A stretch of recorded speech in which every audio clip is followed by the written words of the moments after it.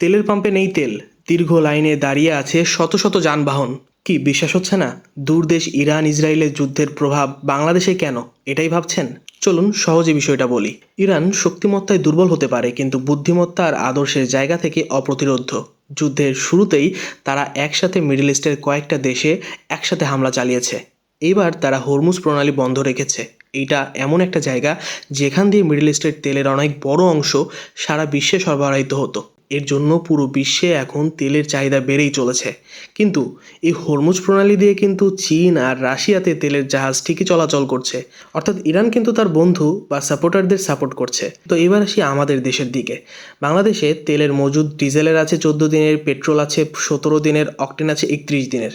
কিন্তু এটা তো স্বাভাবিক অবস্থায়। যখনই আমরা সবাই দেখছি তেলের দাম বাড়তে পারে, তখনই আমরা হুমড়ি খেয়ে পড়ছি পাম্পে। এতে স্বাভাবিকের চেয়ে দ্রুত মজুদ শেষ হয়ে যাবে আর নিত্য প্রয়োজনীয় জিনিসের দাম বাড়বে। যদি সত্যি যুদ্ধ অবস্থা এমন চলতে থাকে, পুরো বিশ্ব অর্থনীতি সংকটে পড়তে যাচ্ছে। আপনাদের এলাকায় তেলের অবস্থা কি জানিয়েন কিন্তু।